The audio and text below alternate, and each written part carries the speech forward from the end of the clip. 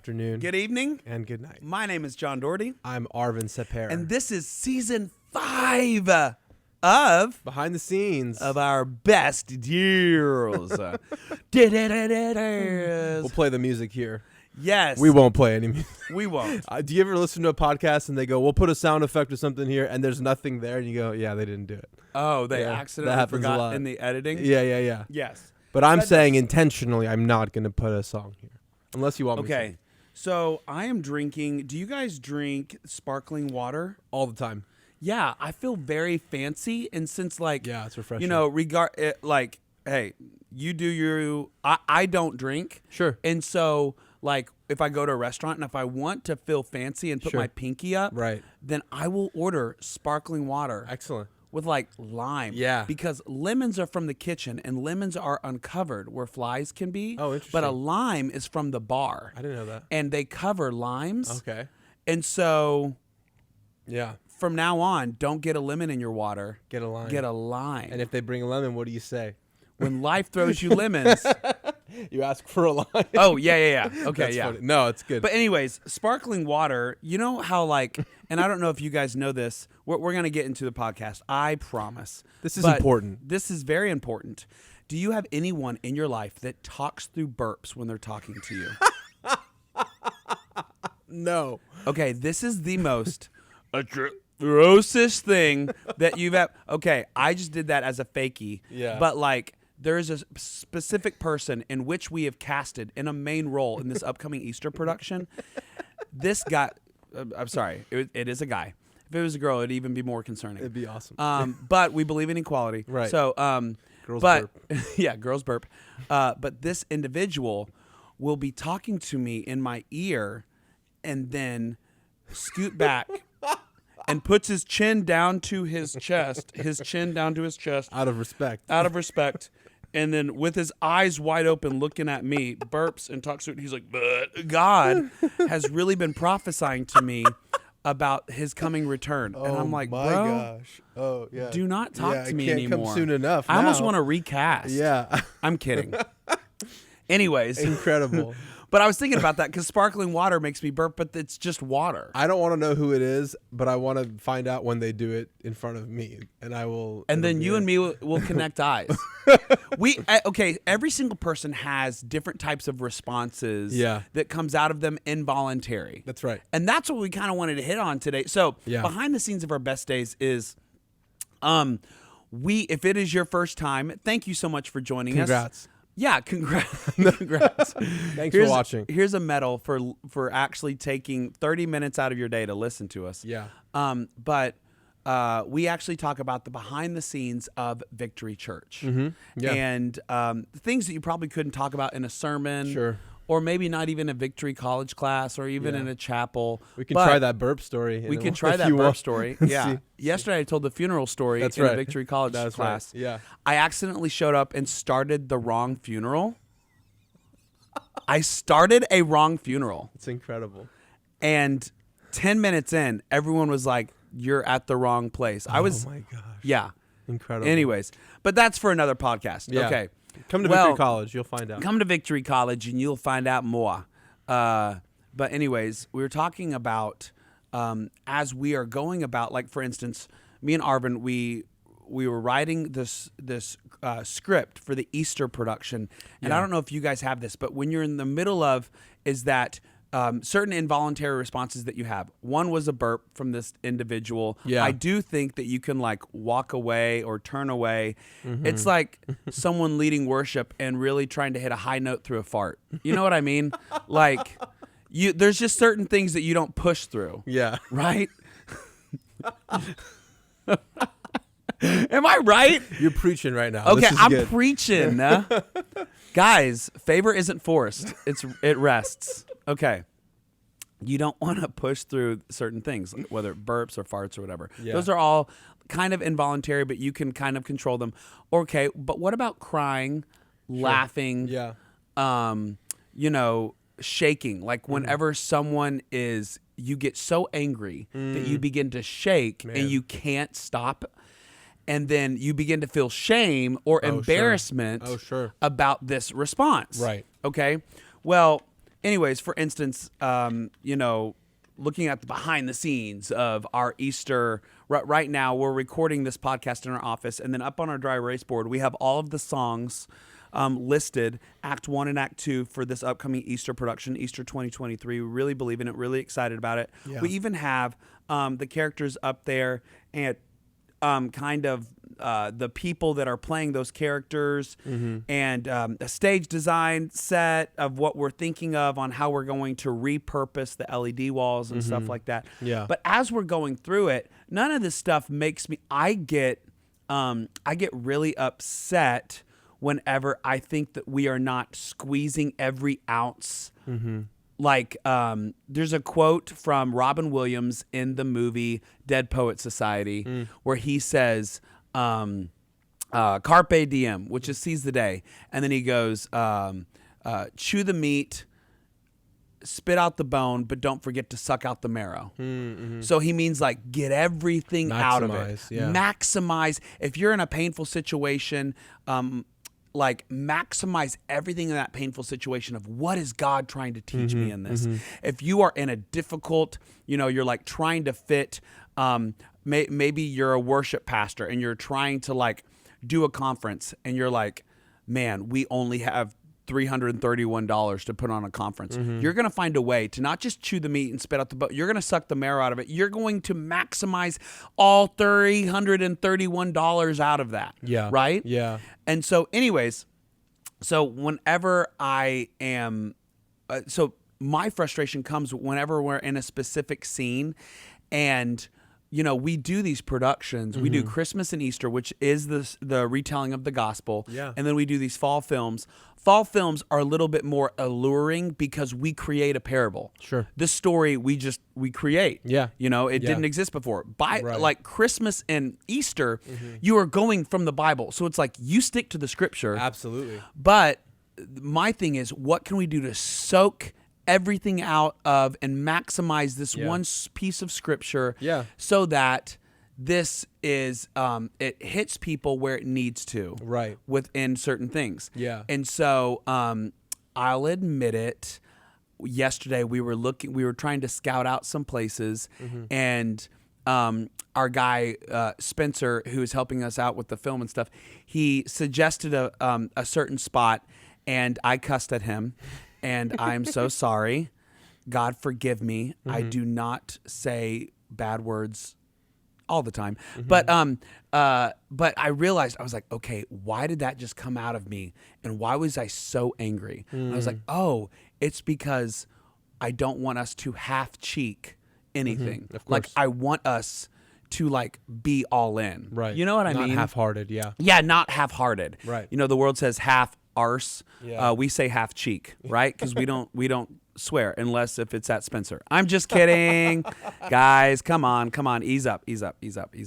Peter swore and God built the church on him. So so don't judge me. Anyways, but from that, I was thinking about whenever you are working in a ministry and you have involuntary responses, how do you react? How do you steward that? Like Arvin, like, has there ever been a time where you're like, man, that came out, your human flesh came out in the midst of something? Did you feel shame for it? Were you embarrassed by it? Or were you like, yeah, that's me? Sure. Yeah, it's definitely happened. We were making Keymaker back in the fall of 2022, and the nature of the shoot that we had scheduled was so intense because we wanted to maximize our finances and our budget and our time and everything. And I remember usually I'm I come to meetings very calm. I show up calm. I do a lot of stuff in the morning to create that. And then in that particular trip, I remember, and then Spencer Click is like a dear, dear best friend of mine. Yes, our he's wives amazing. are close friends. We're friends outside of what work we do together. We've done a lot of shows together here at Victory. We lived across from each other in college. So he was like my next door neighbor. And so I've known him for like over 10 years. So him and I are trying to plot out this scene. And I'm not just a producer on these things. I'm the chief car parker. I'm the chief. I'm like you order the food. I'm a catering person. I'm happy to do these things and serve in these roles. So sometimes when they overlap, it creates tension because I come upstairs from parking the car in the hotel that we've rented to film this scene for the Vegas scene. It's on YouTube now if you want to watch Keymaker.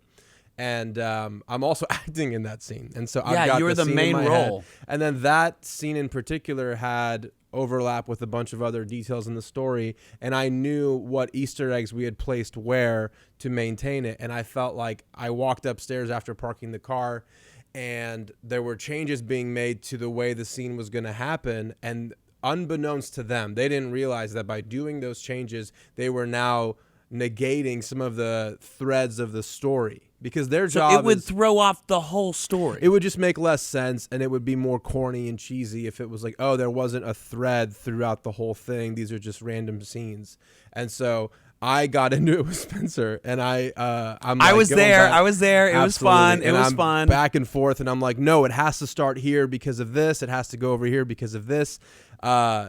And him and I are going back and forth, and he's like, no, I don't want it to do that. I want it to do this. And I go, okay, let's start on page 1 of the script. Do you see how this is in the first scene? This is in this scene. It has to happen this way. Otherwise, you're negating all this stuff. Eventually, we sat down, and we were like, all right, I'm really sorry. I apologize, not just to Spencer. I apologize to everybody on the set because I didn't think that that's something I would want to happen. And so I was like, this is important for me to own this. Oh, but can I say, Yeah. I absolutely loved it when you blew up. Do you ever? Okay, I will say this: behind the scenes, when Pastor Paul blows up. Now, here's the thing: he's never snapped on an individual. He has had a come to Jesus meeting with a bunch of leaders that were kind of half cheeking it or whatever. Sure. And I was like, heck yeah. Because here's the thing. It shows me that you care. Sure. And that you're invested. Even if, and I'm just going to challenge your perspective. If someone blows up on you, okay, I understand you need to make sure that, like, okay, maybe they had a hard day. Maybe you don't know the battles that they're fighting secretly. But if you're in an organization, you not only do you have to take into account. I was like, what's that word? Yeah. You have to take into account not only their personal stuff, but also the project or whatever it is that you're talking about. This is an example. And this isn't a real story. I'm making the story up. And someone who works in the accounting department here, their job and what they are passionate about is that people, they're Enneagram 1. You know, that at least they're a wing or something like that, which means they need things in decency and in order and in excellent and in a structure. And they are passionate about excellence and making sure that budgetary things, that there are POs and check recs filled out, right? Yeah. Then you have someone from a creative department who is trying to accomplish a need to reach people for Jesus, all right? Sure. Like whether it's a creative video, a testimonial video like Toronzo would do, or a specialty video that we would do for production where we're driving and, you know, and if things are not budgeted out correctly and you have this interaction between accounting and someone from the creative department, you can be tempted to think the creative, or maybe it's a worship department, the creative or the worship department, they think that they're just these creatives that don't have to abide by the rules. Sure. And so here's the thing. You now created this book bag of monsters that you've just put on, and you now bring that into the conversation because you're passionate about, you know, that begins happening. And then this person in the worship or creative department just thinks, this person is always about rules and doesn't understand that what we're doing is trying to reach people because all they're thinking about is numbers and money. They're not thinking about getting souls into the kingdom of God. Sure. And now, like, World War III happens. Sure. Yeah. Both people have every right to feel the way that they feel. Yeah. But then the things that you attach to that are false assumptions. Sure. Yeah. And so I guess what I'm asking you is, you got to look at specifically, like for us, you are listening to this, you may not work at a church. You may work at a church. Right. But if you are working in an organization at any point, you have to be able to step back and take a God's eye perspective of things and be like, okay, hold on. This person is just super passionate about their job. That's why whenever you blew up, I was like, of course, Arvin needs to apologize because, Yeah. but at the end of the day, I was like, Arvin gives a crap. Like, Yeah. Oh, for sure. Arvin Yeah. is passionate. That's where I don't want to lose that. Sure. Does that make sense? Oh, for sure.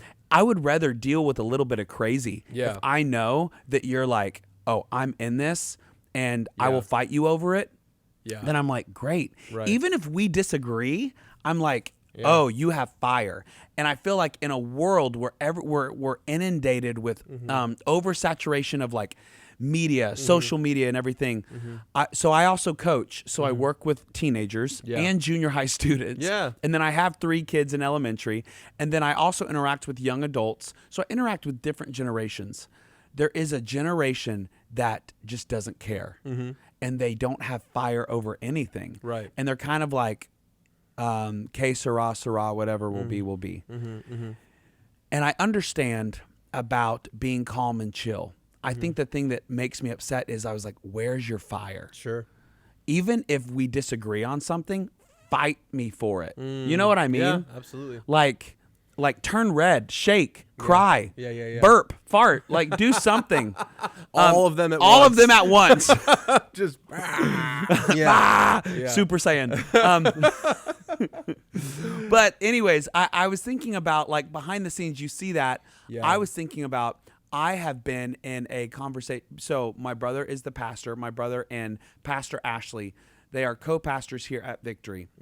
I've been in conversations with them behind the scenes where we will get into a disagreement and an argument. Now, here's the thing. Paul doesn't cry.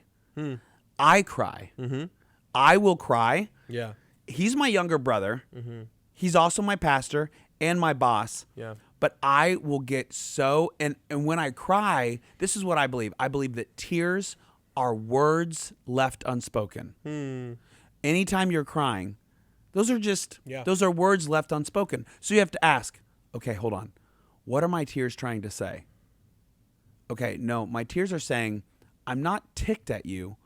I am passionate about what I'm doing. Yeah. That I will die on this hill. Yeah, absolutely. And then there are some tears that are like, you hurt my feelings. Sure. And then there are some tears, for instance, as we were doing this Easter script, where we get to a specific part where I was so overwhelmed with like, oh my gosh, the love of Jesus. The love of Jesus for someone who doesn't feel, see, I'm getting emotional right now. Like someone who doesn't feel like they deserve the love of Jesus. And when they get it, Yeah. it's like, for me, it overwhelms me. And I begin to, my eyes are watering right now because I'm crying, I'm talking about it. And it has this involuntary effect. And it's like part of the way I'm wired. And I used to be ashamed of those tears. Wow. I used to be like, oh, and whenever I tried to stuff it down, have you guys ever tried to stuff down tears and they just come out even stronger? Totally. Yeah. Yeah. Okay? Yeah. But like that's innately, whenever the scripture says, I formed you in the womb, God put that in there. Right. There's a reason why they come out when they do. Yeah. You know, and I feel like whenever you are living in, and I'm not saying that I'm in the perfect will of God, but I'm saying I believe for John, me as an individual, I am doing what I have been put on this earth to do in this season of my life. Yeah. It may change, but for right now, today, I'm doing what I'm supposed to be doing. So whenever you're in that, whenever things come against what you're doing, and I have to admit, I am wrong sometimes. And so when I say come against, maybe someone just questioning, hey, John, why are you doing this? And I get defensive. Yeah.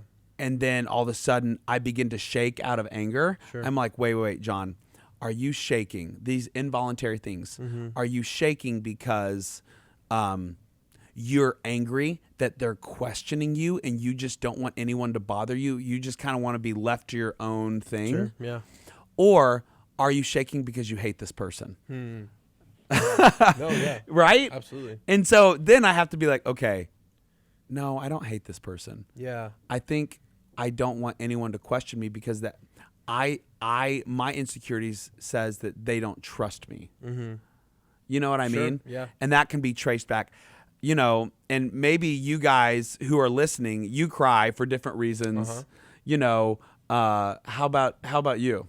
Yeah, I mean, when I recollect, I was talking to you guys about this earlier. Like, if I ever pause and look back at where things have started in my life and where how far we've come, I always find myself emotional. And then it's also interesting working in a storytelling medium. What you're doing is creating emotions for the audience, and you're doing it with an intention in mind. Like, we know, looking at this Easter story, I know where the scriptures are, and they don't change, but the audience moves in terms of like what was the reason is it's funny to make fun of old Christian stuff now is because in the 70s and 80s, that was an authentic demonstration of what the story of the scriptures Like a were. 1970s Christian movie. Yeah, now we would look at it and laugh, but that's because the audience has moved, and now there's more cynicism, there's more questioning, there's, in some areas it's better and easier, and they suspend disbelief with certain things, and then in other areas they're like, no, you can't really go there. All I'm trying to say with this is there is a newfound stewardship of emotion that I feel whenever we're doing these stories, where it's like, I know that, and this is the case for me. There was a time several years ago. Actually, it was in, I don't know, when was the first time you did Masterpiece? 2017? First time we did Masterpiece was 16, 17? It would have been 17. Okay, so 6 years ago, I remember I was at a place in life where I was like, I've grown up in church. I'm kind of like, my adrenal glands are fatigued. I don't feel anything when I think about this story. And so I took that to God and was like, look, dude, I don't know why it matters that you sent your son to die for me before I was ever born or aware of it. I'd love to know why it matters. I would love to know, but my life is so caught up in the ins and outs of the job I was doing at the time, the life I was living at the time, that I couldn't make a connection. And I think more people, even regular churchgoers, if they were honest, if they went to therapy, would pause and go, I don't necessarily see a through line between where I'm at right now and the significance of Jesus' death on the cross. And that line is the job of the Easter production. That drawing that line to them and saying, look, here's another character that you could relate to, and look at what questions they have. They have honest questions doesn't mean you're evil if you have this curiosity, because that's what the Lord did for me. Was He didn't punish me for having that question. He answered it. And I don't have time to tell you the 2-year-long story. Someday I will, but that's the goal we have here, which is to say, we're going to steward your emotions with gentleness, but we're also going to allow you to see, like, this is significant because of blank, and trying to fill as many blanks as possible. And like you said, every time we watch that happen and the Holy Spirit moves in ways that our script writing couldn't, it is incredibly emotional. I agree. Yeah. No, As you were saying, I was like, yes. Yeah, I'm contemplating that.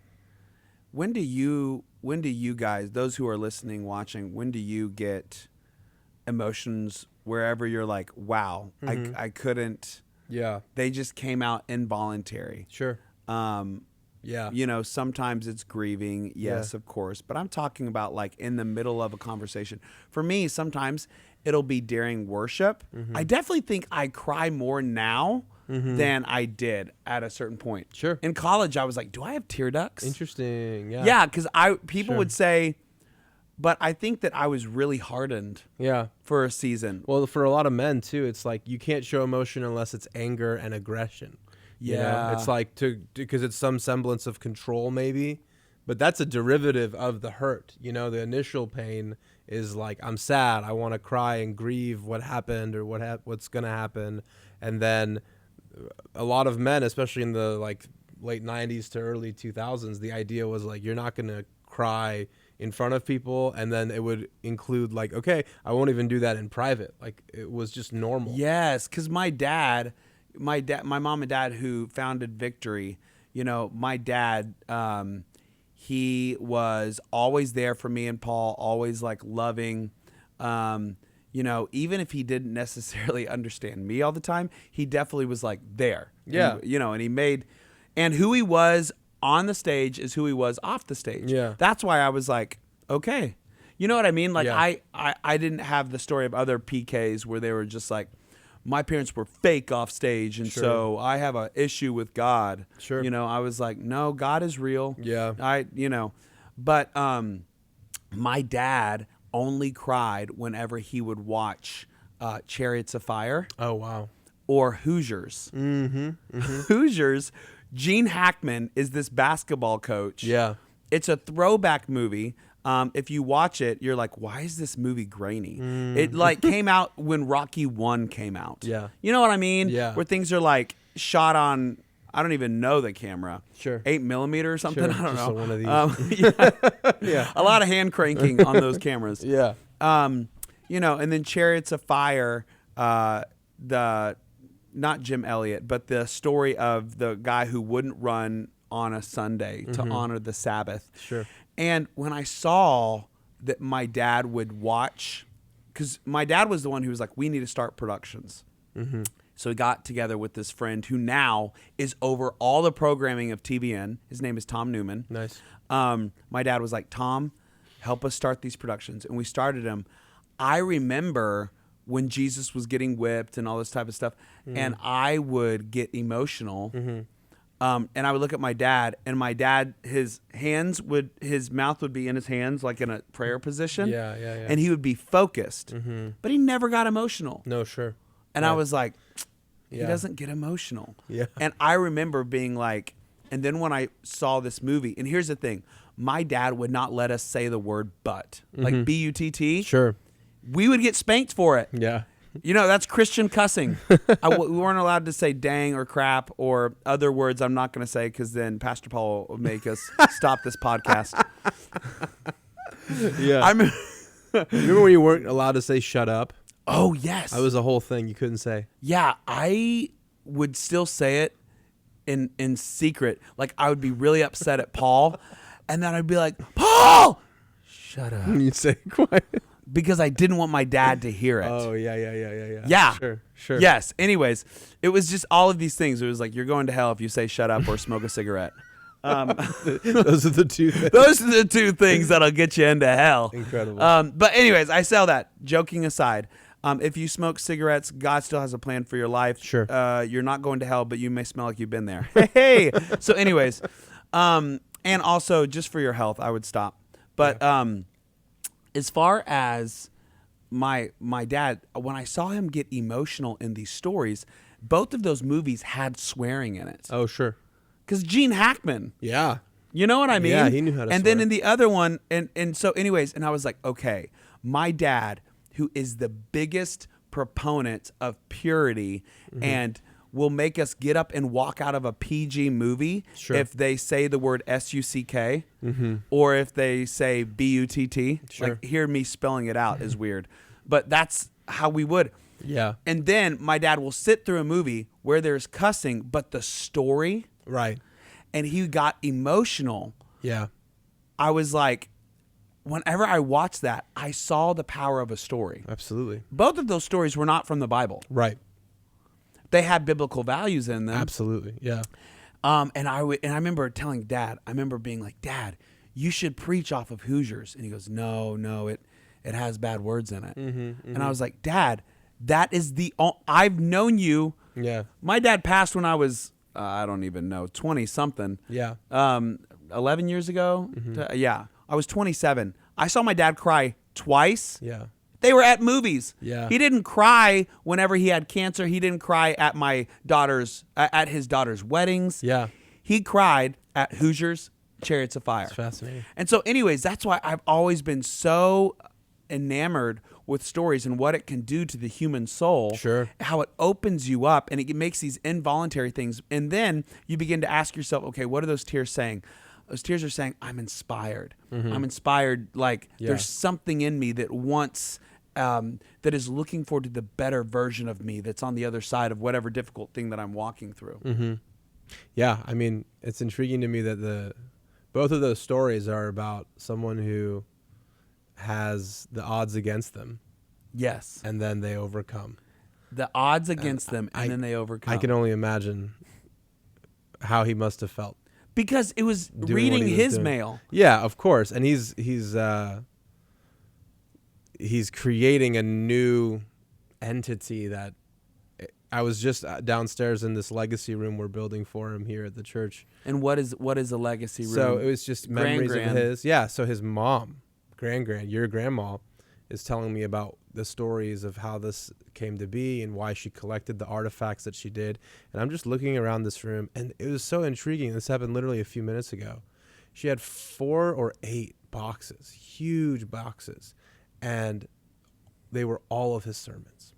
Not just the notes, but every time he preached, they had this woman would take the cassette tape, and plug it in, and she would transcribe verbatim what he said. And they're all sitting there. Wow. And I'm going to probably do some work to digitize them and put a QR code in there so you can have them without touching the papers. But it's just shocking to me. Of course, this guy, and I know there are very few people like your dad, but everybody God has a plan for that will require steps like that will take moments that are going to privately inspire you, but they'll come at the cost of tears. Yeah. That'll be like, okay, because anytime there's like a God-given public promotion, there is private pain that no one knows about. Right. And so it's like the price that must have been. And I don't know, I have my version of those films too. Like Christopher Nolan did a film called Dunkirk, and it came out right around the time I got out of college, and Harry I wasn't Styles really is certain. in Yeah, Harry actually is a part of the scene that I remember the most, where the whole thing is happening. They come back, and there's this older gentleman who's giving them like hot tea and pieces of toast. Like he's just trying to feed them as they come back in. And he's saying, "Good job, lads." Like he's saying it to them, like he's encouraging them. And Harry Styles is a little jaded from the experience he just had at war. And he says, "All we did was survive." And as he's walking away, the guy looks at him and goes, "And sometimes that's enough." I don't know what it was about that scene in particular, but if I talk about it too long, I'll get emotional right now. But wow. just the fact that was the case. I heard another story. My version of what you're talking about is Dr. Rutland, who was the president of ORU, runs Global Servants. He told a story once of this track coach approached a high school student and was like, "Hey, the guy that runs the mile or the 5K or whatever, he's not going to be at this track meet, and we have to enter someone in or we're disqualified from the whole thing." And so he tells a story of how the kid's like, "Dude, I'm not a runner, but okay, fine, I'll do it." And then at the end of the track meet, it's the last race. They get started. Everyone else makes it. And they're about to turn the stadium lights off. Like, people have left. And the coach comes yelling and goes, "Don't turn them off. There's one more." The kid is actually like taking a very, very long time to finish this race. And he finally gets across the finish line. And he just starts crying and tells the coach, like, "I'm sorry. I gave it all I had. I'm sorry. He came dead last, whatever." And I remember hearing Dr. Rutland tear up talking about it one time. And it's just something about these dudes that do these massive things over the course of several decades. And of course, a story like that gets to them. And I think that feeling is earned over the course of like obedience over several decades. And that the coach looked at the kid and was like, "That's all you needed to do, was just finish the race." So I wonder about that for myself as I approach my 30s and I'm looking at the future and what's God calling us to do here and then beyond, and as in relationships, in productions and things like that. Like, what's the race for now? And hopefully we can have the privilege of saying we gave it everything we had. Yeah. That's beautiful. In closing, Arvin, as you were meeting with them, there was another virtual metaverse company meeting in the other room, and they were talking about trying to get us into the metaverse and all these type of things. And they were like, "What was the most important thing that your dad taught you?" And I was like, my dad was really into these 3 things: carry your torch, reach your harvest, finish your race. Yeah. Because in the old school, and my dad would tell the illustration of, life isn't a race. It's not even a marathon. Life is a relay. That you work that baton until it's time to pass it on. Right, right. That everything you do in your life, you're holding your torch. Like in the old school Olympics, they would run with the torch and then they would pass it on to the next person running at night. Yeah. And so in the dark and the day, that torch would burn. And so I think that everything that we do with our life, knowing that, am I doing this so that I can pass it off to, like as Moses passed it off to Joshua. Yeah. And then he said to reach your harvest. He said some of the most saddest people on the world are center me focused. And they need to lift up their eyes and realize there's a harvest. Yeah. And not just the whole world harvest, but they actually have their own specific field to harvest in. Right. Like for us, Toronzo in this room, Arvin, me, our harvest field is within the media, film, Sure. production, arts, entertainment. Like that's our harvest field. Right. So carry your torch, reach the harvest. And the last one is finish your race. Is that a lot of people sprint and they crush it for 10 years. Sure. Or they crush it for 5 years and they blow up on social media. And then all of a sudden, the outline of, what is it again? Oh, yeah. John Bevere in The Fear of the Lord talks about divine order, glory, and then judgment. These Right. cyclical So steps. divine order. So you see an individual, all of a sudden things get really organized and divine order comes into place. And then glory, they blow up and they become an influencer. Yeah. And millions of people are paying attention to them and they're releasing books and they're doing, and then judgment is the humility side of it of God does all three of those things. So sometimes after the humility side, people stop running their race. Sure. Because they think no one wants to know my voice. I've screwed up, or maybe I'm outdated. Right. I've told you the conversations I've had in the past with certain people who have just Sure. kind of thrown in the towel. Yeah. But it's all about, like that story that you told a few moments ago, finishing the race. That's right. That you didn't even have to come in first, but you are like part of your reward is for finishing. Right. And we live in a world where people don't want to finish. Yeah. So as I said that, carry your torch, reach your harvest, finish your race. All of a sudden, I got another involuntary emotion. It wasn't a burp or a fart. Sure. That would have been funny. But I got emotional. Yeah. Anyways, so I think all that to say that as you guys, we're starting this season 5. And we would not be here if it weren't for you, those of you who are listening and watching. Yeah. Thank you so much. But just know, we want you guys to keep us accountable. Yeah. Comment, let us know certain things you would want to hear about, but just know that like our goal is to be here. Our goal is to Absolutely. continue to carry the torch, Absolutely. continue to reach the harvest, and to continue to finish our race. And let us know how we can encourage you to do that for you and yourself in your life. Hey, we love you. Thank you for tuning in at Behind the Scenes. Our best days. Love y'all. See ya.